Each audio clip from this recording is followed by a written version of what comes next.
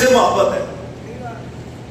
اللہ اکبر. حضرات علماء کرام حدیث ایک یاد آ گئی, وہ بھی سناتا چلوں. اما عائشہ صدیقہ سب کہتے رضی اللہ تعالی عنہ, حفاظ قراء علماء کان کھول کے سن لیں. اما جان کی دعا ہے ان کے لیے, یا اللہ میرے محبوب کی امت کے جو علماء ہیں, حفاظ ہے, قراء ہیں, مولا ان کا رزق پورے عالم کے اندر بکھیر دے. یہ جہاں بھی روزی روٹی کے لیے جائیں وہاں پر جا کے دین کا بھی کام کریں. اور مولوی بھائی یہ بات سن لو کان کھول کے, اگر کسی ایک مسجد سے چھٹی ہو جائے تو گھبرانا نہیں. اگلی مسجد میں کون سا آپ نے چپڑاسی لگنا ہے, وہاں بھی مولوی رہو گے. ایک مدرسے سے چھٹی ہوگی تو گھبرانا نہیں ہے, وہاں بھی مدرسے لگو گے جا کر. یہ اماں جان کی دعا کا اثر ہے. ابھی یہ قریب ربیع الاول گزرا ہے, ملک کے کتنے شہروں میں گئے, کہاں کہاں رزق لکھا ہوا, پہلی ملاقاتیں, کس طرح لوگ احترام سے عزت سے کیا کچھ کھلا پلا رہے ہیں, تو اماں جان کی دعا یاد آ جاتی ہے. یہ اماں کی اس دعا کی برکت ہے. کہاں کہاں رزق پھیلا ہوا ہے, یہ اماں جان کی دعا کی برکت ہے. اور مولوی ایک واحد ایسا ہے کہ جہاں جاتا ہے جس کی دکان بھی اس کے ساتھ جاتی ہے. تمہاری دکان تمہارے ساتھ نہیں جائے گی, بلکہ ادھر کاروبار چھوڑ کے اگلے شہر جاؤ ہو سکتا چلے ہی نہ. اور بہت سو کا ایسے ہوا, دوسرے ملکوں میں بھی گئے تو نہیں چلا, لیکن مولوی جہاں بھی جائے گا اس کی دکان بھی ساتھ اور ہر جگہ ہی چل جاتی ہے. کیوں جی, کسی نے نماز پڑھانی ہے وہاں بھی لوگ پڑھیں گے, تقریر کرنی ہے وہاں بھی لوگ سنیں گے, بلکہ اکثر ہوتا ہے کہ وہاں کئی مرتبہ اگلی جگہ پہ زیادہ سننے کے لیے آ جاتے ہیں. تو یہ اماں جان کی دعا کی برکت ہے کہ اللہ میرے محبوب کی امت کے جو علماء ہیں ان کا رزق پورے عالم کے اندر بکھیر دے, کہ جہاں بھی جائیں وہاں پر جا کر یہ دین کا کام کریں. تو اس لیے اپنے اندر اخلاص پیدا کرو بس.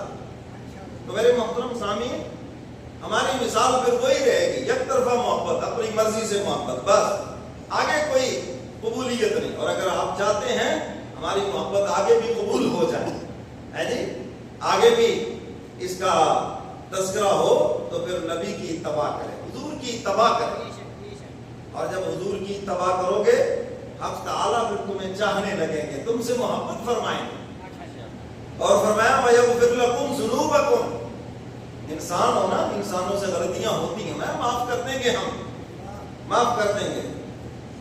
تو میرے محترم سامعین, آج سب کچھ موجود ہے, ہمارے اندر کمی صرف اتباع کی ہے.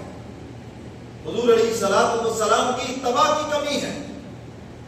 ہماری 24 گھنٹے کی زندگی ذرا اس کا جائزہ لیں کہ کتنے کام ہیں جو میں حضور کے طریقے پہ کرتا ہوں, اور کتنے ہیں جو اپنی مرضی سے کرتا ہوں. ساری بات سمجھ آ جائے گی. حضور علیہ الصلوۃ والسلام جو دین لے کر آئے ہیں کامل ہے یا ناقص؟ سارے بولو بھی کامل ہے, ہر لحاظ سے کامل ہے. تاجر ہو, حضور نے تجارت کر کے دکھائی ہے. باپ ہو, حضور باپ ہے, بیٹیوں کے بچوں کے حقوق بتلائے ہیں. اگر حاکم ہو تو پھر حاکم مدینہ میرے کملی والے پیغمبر کو دیکھو. غرضے کے جس شعبہ زندگی سے تعلق رکھتے ہو حضور علیہ الصلوۃ والسلام کی تعلیمات موجود ہیں, اور ہمیں اس کی اتباع کا حکم دیا گیا. لقد کان لکم فی رسول اللہ اسوۃ حسنہ, محبوب کی زندگی تمہارے لیے بہترین نمونہ ہے.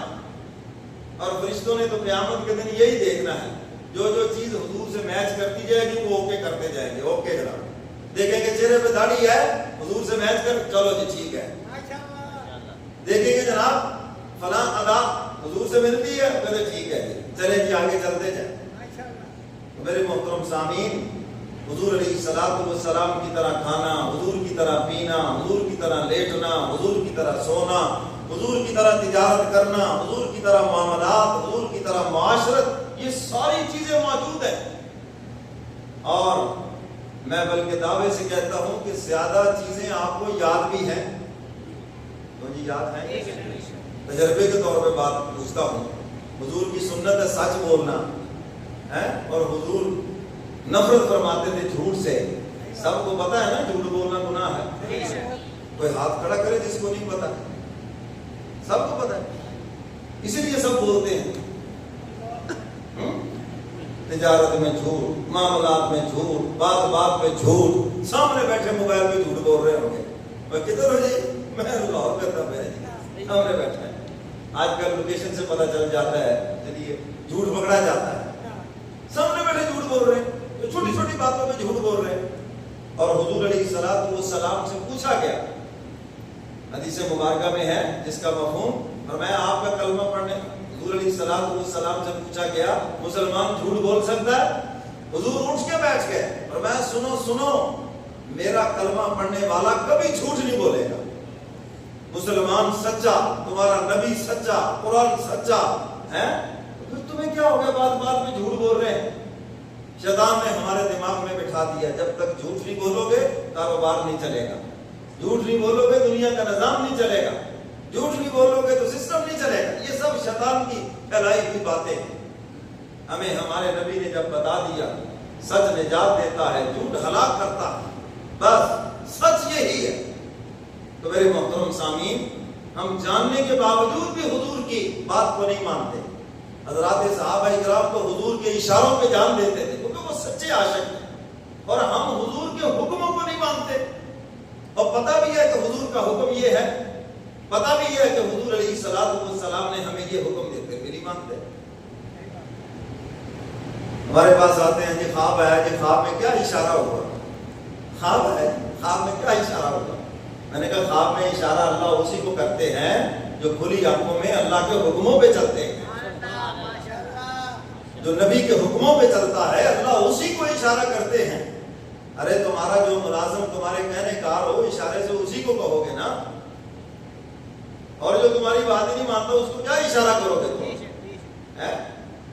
تو میرے محترم سامعین، جو اللہ کے حکموں پہ چلے، نبی کے طریقے پہ چلے، خواب میں اشارے اللہ کی طرف سے اسی کو ہوتے ہیں، بشارتیں اسی کو ہوتی ہیں. حکیم الامت مجدد ملت حضرت مولانا اشرف علی تھانوی رحمۃ اللہ علیہ حضرت خوابوں کے بارے میں بڑے محتاط تھے، اور میں خوابوں سے بڑے گمراہ ہوئے. کوئی آ کے کہتا حضرت مجھے خواب آیا، فرمایا کہ ہم شب پرست نہیں، ہم تو خدا پرست ہیں بس. اور حضرت نے فرمایا خواب کی کوئی ایسی حیثیت نہیں ہے، کیونکہ جو آدمی جتنا سچ بولتا ہے اتنا ہی خواب سچا ہے. اب ہمارے جو سچ بولنے کی صورت حال ہے وہ سب کو پتا ہے. تو جب ہم سچ بولتے ہی نہیں ہیں تو آپ کا خواب سچا کیسے ہو جائے گا؟ حدیث مبارکہ میں واضح موجود ہے، شیطان آ کے خواب میں تمہارے ساتھ کھیلتا ہے، کبھی تمہیں ڈرا دیتا ہے، کبھی تمہیں خوش کر دیتا ہے. تو حضرت نے بات واضح فرما دی، فرمایا جو جتنا سچ بولتا ہے اتنا ہی اس کا خواب سچا ہو. اور حضرت فرماتے اگر خواب میں کو دیکھے میں جنت میں بیٹھا ہوں اور اس کی اگر آنکھ کھل جائے تو یہی بیٹھا ہوگا. خواب میں اگر کو دیکھے میرے منہ میں سانپ ہے، آنکھ کھل جائے تو منہ میں کچھ بھی نہیں ہوگا، کوئی زبان نہیں ہوگی منہ میں. تو حضرت فرماتے ہیں خواب میں اشارے اسی کو ہوتے ہیں جو سچ بولتا ہے، سچائی کی طرف آتا ہے. تو میرے محترم سامعین، دو طرفہ محبت چاہتے ہو تو حضور کی اتباع کرو، اور اگر حضور کی اتباع نہیں، یاد رکھو یہ آپ کی اپنی منمانی کی محبت ہے. ایسی محبت تو پھر خدا کے ہاں مقبول نہیں ہے. کافر بھی کرتے تھے حضور سے محبت، حضور سے اپنے مقدمات کے فیصلے کرواتے تھے، حضور کے پاس اپنی امانتیں رکھواتے تھے، مگر اس خالی محبت کا کوئی فائدہ نہیں، یہ ان کی اپنی مرضی کی محبت تھی. حق تعالیٰ نے فرمایا فاتبعونی، محبوب کی اتباع کرو. اور وہ کہتے تھے قرآن نازل ہو گیا، ہم عربی سمجھتے ہیں، ہم پڑھ لیں گے، جو سمجھ آ جائے گا بس وہ کر لیں گے، عمل کر. میں نہیں، فاتبعونی، محبوب کی اتباع کرو. یاد رکھو موحد بھی وہی ہے جو حضور کی اتباع کرتا ہے، اللہ کا عاشق بھی وہی ہے جو حضور کی اتباع کرتا ہے. اور حضور کی تابعداری جان سے چھوٹے گی، ہلاکت مقدر بن جائے گی. اللہ سب کو مدینے لے جائے. انہوں نے آمین کہا، انشاءاللہ جائیں گے اسی سال. تو بولے ہی نہیں، ابھی بھی سوئے پڑے ہیں، 2050 میں جائیں گے اگر زندہ رہے تو. اس لیے اونچی کہو آمین. مدینہ سے باہر نکلیں، احد کے مقام پہ چلے جائیں، اور وہ درہ آج بھی ہمیں سبق دے رہا ہے جہاں پر حضور علیہ الصلوۃ والسلام نے 50 صحابہ کو کھڑا کیا تھا غزوہ احد کے موقع پر. ہمیں فتح ہو یا شکست، ہمارے جسموں کو پرندے نوچ دیں، کچھ ہو جائے، تم نے یہاں سے نیچے نہیں اترنا. اللہ تعالیٰ نے مسلمانوں کو فتح عطا فرمائی. اب ان میں اختلاف ہو گیا، بعض حضرات کہنے لگے حضور حضور کا مقصد یہی تھا جب تک جنگ ختم نہ ہو نیچے نہیں اترنا. اب جنگ ختم ہو گئی اب اتر جاؤ. امیر منع کرتے رہے. 12 صحابہ وہاں رہے اور باقی نیچے اتر آئے. اور ابو سفیان اس وقت کفر کی طرف سے تھے تو انہوں نے پیچھے سے دیکھا پیچھے سے خالی ہے تو پیچھے سے حملہ کر دیا. مسلمان مال غنیمت جمع کرنے میں مصروف تھے. آگے سے بھی حملہ کیا پیچھے سے بھی اور مسلمان بیچ میں آ گئے. پھر شہادتیں ہوئیں اور پانسا پلٹ گئے. جیتی ہوئی جنگ. وہ درہ آج بھی پیغام دے رہا ہے ہمیں. اگر حضور کی اتباع چھوٹی قیامت تک کان کھول کے سن لو پھر دیکھنا کہ نقصان تمہارا مقدر بن جائے گا. آج ہم ان چیزوں کو سوچتے ہی نہیں ہیں. میرے محترم سامعین حدیث مبارکہ میں ہے حضور علیہ الصلوۃ والسلام نے حضرات صحابہ کرام کو ایک جنگ کے لیے ایک مہم کے لیے روانہ فرمایا.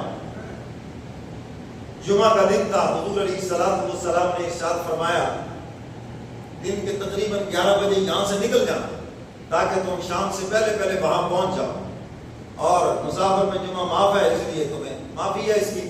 جہاں بھی ہوگا بس سفر کی 2 فرض پڑھ لینا. تو ایک صحابی پیچھے رہ گئے اور ان کے دل میں یہ تھا ہو سکتا ہے میں جنگ میں شہید ہو جاؤں تو کیوں نہ ہو اتنا مبارک جمعہ ہے حضور کے پیچھے پڑھوں اور میرے پاس تیز رفتار گھوڑا ہے اور میں یہاں سے گھوڑا بگاؤں گا اور عصر سے پہلے پہلے میں قافلے سے مل جاؤں گا. اور ہوا بھی ایسے. وہ مل گئے عصر سے پہلے پہلے قافلے کے ساتھ. حضور علیہ الصلوۃ والسلام نماز جمعہ سے فارغ ہوئے. حضور نے جب ان کو دیکھا مسافر کے لیے آگے بڑھے تو حضور نے فرمایا میں نے تو تمہیں حکم دیا تھا جانے اور تم یہاں کیسے. ساری بات عرض کر دی. اللہ کے محبوب آپ کے پیچھے جمعہ اتنا مبارک میں نے چاہا کہ میں جمعہ پڑھ لوں. کہ بات کتنی اچھی ہے اور پتہ نہیں زندگی وفا کرے یا نہ کرے دوبارہ موقع ملے یا نہ ملے کہیں وہاں شہادت ہو جائے تو اس لیے میں نے چاہا کہ آپ کے پیچھے جمعہ پڑھ لوں اور میرے پاس تیز رفتار گھوڑا ہے ابھی میں یہاں سے بگاؤں گا اس کو اور عصر سے پہلے پہلے میں قافلے کو پہنچ جاؤں. قافلہ تو پیدل جا رہا ہے یا اونٹوں پر ہے اور میرے پاس تیز رفتار گھوڑا ہے میں پکڑ لوں گا پیچھے سے. اب حضور کی بات کو ذرا دل میں جگہ دو. دل میں جگہ دو. حضور علیہ الصلوۃ والسلام نے ارشاد فرمایا جنت میں وہ بھی جائیں گے اور تو بھی جائے گا. فرق یہ ہے کہ تو ان سے 500 سال بعد میں جائے گا. 500 سال تمہیں انتظار کرنا پڑے گا. حضور علیہ الصلوۃ والسلام کے حکم کی اتنی سی بھی خلاف ورزی میں اور آپ ہم دیکھیں تو صحیح کھڑے کہاں ہیں. ہم بھی ذرا اپنا جائزہ لیں کھڑے کہاں ہیں. بیانات تو ہم سنتے ہیں سیرت کے اوپر حضور کی شان کے اوپر ہر چیز کے اوپر لیکن اندر سے ہم بدلتے کچھ بھی نہیں. ہمارے اندر کوئی تبدیلی نہیں. ہر سال ربیع الاول آتا ہے بڑے بیان سنتے ہیں ہم جی جلسے بھی ہوتے ہیں شہر کے اندر بڑے سنتے لیکن ہمارے اندر کوئی تبدیلی نہیں. ہم جہاں کھڑے ہیں آج سے 10 سال پہلے جہاں کھڑے تھے آج بھی وہیں کھڑے. تو میرے محترم سامعین حضور علیہ الصلوۃ والسلام کی اتباع کی طرف آئیں اپنے معاملات میں اپنی معاشرت میں اور جس چیز میں حضور کی اتباع کریں گے آپ کے اس کام کے اندر برکت آ جائے گی شان محبوبیت آ جائے گی. آپ کا وہ عمل بھی خدا کے دربار میں قبول ہوگا اور آپ خدا کے پیارے بھی بن جائیں گے. اللہ فرماتے ہیں فاتبعونی بس محبوب کی اتباع کرو. خدا کا پیارا بننے کے لیے دنیا میں بہت سے لوگوں نے بہت سے ڈھوسلے کڑے ہیں. ہندوؤں نے کہا گنگا کے کنارے نہ آؤ خدا کے پیارے بنو. سکھوں نے کہا بال کوئی نہ کاٹو. ہمارے یار لوگوں نے بھی کہا بس یہ گلے میں گھنگرو ڈال دو خدا کے پیارے ہو جاؤ. کسی نے کچھ کسی نے کچھ. ہمارے ادھر فقیر والی سے آگے ایک دربار ہے وہ پیر صاحب نے سارا وہ جو ہے نا جی پرمچے اور یہ داڑھی ہر چیز منڈا رکھی. ان سے پوچھا بھی یہ کیا ہے کہتا جی گول مٹول دے بس اللہ دے کول ہے. یہ عجیب بات ہے. میرے محترم سامعین ہم نے بھی یہ چیزیں گھڑی ہوئی ہیں جی. کوئی جناب 8-10 مندریاں ڈال کے پھرتا ہے نگینے ڈالے ہوئے ہیں. کسی نے کچھ کر رکھا ہے کسی نے 4 قمیصیں زیادہ پہن رکھی ہیں اور کسی نے پہلے بھی اتار رکھی ہے جی. ایک قمیص اتار دے صرف قمیص اتار دے تو آدھا بلی ہے اور سلوار بھی اتارے تو پوری پہنچی ہستی ہے. یہ ہماری سوچ ہے. یعنی کہ خدا کا پیارا بننے کے لیے ہم نے دیکھو کیسی کیسی باتیں خود ہی کر رکھی کہ ولی وہ ہوتا ہے تو ایسا ہو. اگر وہ ایسا نہیں ہے تو کچھ بھی نہیں. حالانکہ اللہ کا ولی کون ہوتا ہے؟ جس کو دیکھو خدا یاد آ جائے، جس کا اٹھنا بیٹھنا دیکھو تو مصطفیٰ یاد آ جائے۔ یہ ہے خدا کا ولی۔ مولانا انور شاہ کشمیری رحمت اللہ علیہ، ان کی خدمت میں ایک صاحب ایک عرصہ رہے، جانے لگے تو کہنے لگے حضرت میں نے آپ کی کوئی کرامت نہیں دیکھی، کوئی کرامت نہیں دیکھی۔ حضرت تھانوی رحمت اللہ علیہ ان چیزوں کے بڑے مخالف تھے۔ حضرت فرمایا کرتے تھے کرامت یا اللہ کرامت، یا اللہ کبھی بھی کوئی کرامت کا مجھ سے اظہار ہی نہ کرانا۔ ہر موضوع پر حضرت کی کتاب ہے، کرامتوں پر کوئی کتاب نہیں۔ میں اس سے بھی بڑے گمراہ ہوئے۔ انہوں نے کہا حضرت میں نے تو کوئی کرامت نہیں دیکھی۔ حضرت نے فرمایا کہ کیا کرامت دیکھنا؟ انہوں نے کہا کسی کی بیوی بھاگی ہوئی ہوتی، آپ تویز دیتے واپس آ جاتی، کسی کی بھاگ جاتی، کوئی کچھ ہو، یہ کسی باتیں کرتے ہو جاہلانہ۔ تم مجھے یہ بتاؤ اتنا عرصہ میرے پاس رہے، کوئی کام میرا حضور کی سنت کے خلاف دیکھا ہے؟ حضور کے طریقے کے خلاف دیکھا ہے؟ کہنے کہ حضرت یہ تو پکی بات ہے، کبھی بھی میں نے آپ کا کوئی کام حضور کی سنت کے خلاف نہیں دیکھا۔ فرمایا ظالم میری اس سے بڑی اور کون سی کرامت ہے؟ یہی تو سب سے بڑی کرامت ہے کہ تو نے میرے شب و روز دیکھے، میرا کھانا پینا، اٹھنا بیٹھنا، معاملات، معاشرت، لوگوں سے ملنا ہے، جو کچھ بھی ہے، اور تو اس کی گواہی دے رہا ہے کہ میں نے کوئی عمل حضور کی سنت کے خلاف نہیں دیکھا۔ اور میں سب سے بڑی یہی تو کرامت ہے، سب سے بڑی کرامت ہے۔ آج کا نوجوان اگر چہرے پہ داڑھی سجا لے، یہ سب سے بڑی اس کی کرامت ہے۔ سمجھ آئی کہ بات کریں؟ 5 وقت نماز کا پابند ہو، ماں باپ کا فرما بردار ہو، اس کے حلال کا اہتمام کرنے والا ہو، یہ وقت کا ولی نہیں تو اور کیا ہے؟ یہی تو ہے ولی ہے۔ یہ جو ہم نے نشانیاں بنا رکھی ہیں، ہم نے جو گھونسلے سجا رکھے ہیں، یہ سب آپ کے اور میرے من گھڑت ہو سکتے ہیں۔ ولی ہوتا ہی وہ ہے جو قدم قدم پر حضور کی اتباع کرے، حضور کے نقش قدم کے اوپر چلے، سچ بولے، جھوٹ سے نفرت کرے، رزق حلال کی کوشش کرے، اور اللہ کے نبی کی اتباع کرے، اور جو اس کے ساتھ بیٹھنے اٹھنے والے، آنے جانے والے، ان کو بھی اتباع کی طرف لے کر آئے، وہ ہے ولی۔ تو میرے محترم سامعین، اب تعالیٰ فرماتے ہیں اگر تم جانبین سے دونوں طرف سے محبت چاہتے ہو، تم چاہتے ہو کہ اللہ تمہارا دوست بن جائے، تو فرمایا پھر اس کا ایک ہی طریقہ ہے، فاتبعونی، محبوب کی اتباع کرو۔ اور اگر محبوب کی اتباع نہیں، یاد رکھو تمہاری یک طرفہ محبت ہے اور ہمارے ہاں وہ کوئی قبول نہیں ہے۔ محبوب کی اتباع کرو گے تو 2 طرفہ محبت ہے، خدا کے ہاں ایسی مقبول ہے۔ اللہ فرماتے ہیں جو محبوب کی اتباع کرتے ہیں میں پیار بھی کرتا ہوں، میں تو ان کو چاہنے بھی لگتا ہوں۔ اور ان لوگوں کے لیے خوشخبری ہے، اتباع کرتے کرتے اگر ان سے کمی کوتاہی ہوئی تو اب تعالیٰ فرماتے ہیں ہم رسوا تھوڑی کریں گے، ہم ان کے کرتوتوں کی طرف، گناہوں کی طرف نہیں دیکھیں گے، محبوب کی اداؤں کی طرف دیکھ کر ان کو معاف کر دیں گے۔ اللہ مجھے اور آپ کو قرآن و سنت پہ عمل کی توفیق عطا فرمائے۔